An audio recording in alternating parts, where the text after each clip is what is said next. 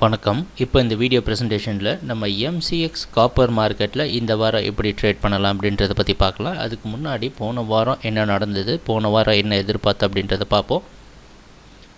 நீங்கள் இப்போ பார்த்துருக்குது 1 மணி நேர சார்ட். அதாவது ஒவ்வொரு வாரமும் வீக்லி அனாலிசிஸுக்கு நம்ம 1 மணி நேர சார்ட் தான் யூஸ் பண்ணுறோம்.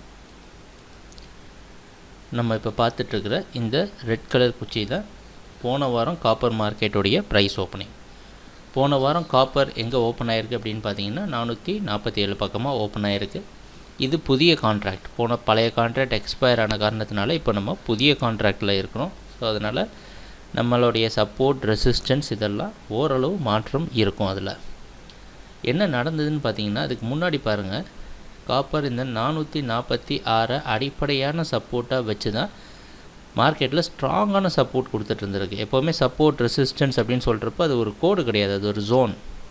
அந்த அடிப்படையில் பார்த்திங்கன்னா 446 பிரேக் பண்ண முடியாமல் பல முறை இந்த இடத்துல வந்து பவுன்ஸ் ஆகிட்டே இருந்திருக்கு காப்பர் மார்க்கெட்டை.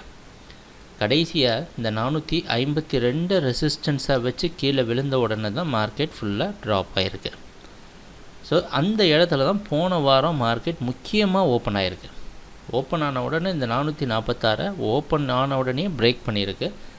பிரேக் பண்ணோன்னே அது கீழே நிற்க முடியல. மறுபடியும் மார்க்கெட் மேலே போய் 446 மேலே போக முயற்சி செஞ்சுருக்கு. ஸோ இந்த 446 முன்னாடி வாரங்களில் தொட முடியாமல் இருந்த காப்பர் மார்க்கெட் போன வாரம் பல முறை இதை பிரேக் பண்ணி அதை வீக் பண்ணிடுச்சு. கடைசியாக இறுதியாக பார்த்திங்கன்னா இந்த 446 பிரேக் பண்ணி அடுத்த ஜோனான 442 தொட்டிருக்கு. இந்த 442ன்னு சொன்ன உடனே எல்லாம் தெரிஞ்சிருக்கும், போன கான்ட்ராக்டோடைய ஒரு முக்கியமான ரொம்ப ஸ்ட்ராங்கான சப்போர்ட் 442. இந்த இடத்துல பார்த்திங்கன்னா 442 வந்தோடனே பல முறை சப்போர்ட் எடுக்க முயற்சி செஞ்சுருக்கு. கடைசியாக 440.20 ப்ரைஸ் க்ளோஸ் ஆகிருக்கு. Open high low close analysis பார்க்கணும் அப்படின்ற அவசியம் கூட இல்லாத நிலைமையில் இருக்குது. ஏன் அப்படின்னு பார்த்திங்கன்னா, போன வாரத்தோடைய ப்ரைஸ் ஆக்ஷன் முழுக்க அதுக்கு முன்னாடி வாரத்தோடைய ப்ரைஸ் ஆக்ஷனுக்கு கீழேயே இருந்திருக்கு.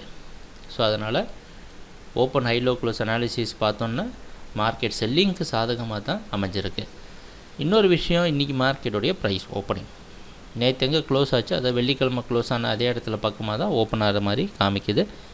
வெளிநாட்டில் இருக்க காமெக்ஸ் மார்க்கெட்டை வச்சு நம்ம கணிக்கணும். ஒரு சில மாற்றங்கள் இருக்கலாம் ப்ரைஸ் ஓப்பனிங்கில். ஏன்னா நம்ம ருப்பி டாலர் வேரியேஷனை கணக்கில் எடுத்துக்க முடியறதில்ல. ஏன்னா வீடியோ ப்ரெசன்டேஷன் சீக்கிரமாக நம்ம போஸ்ட் பண்ணுற காரணத்தினால.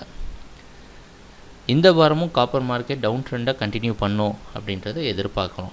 அதுக்கு முக்கியமாக இருக்க போகிற ரெசிஸ்டன்ஸ் 446. ஏன் இந்த 446 பிக்கப் பண்ணியிருக்கிறோம் அப்படின்றது உங்களுக்கே தெளிவாக தெரியும். அதுக்குண்டான காரணமும் சொல்லியாச்சு.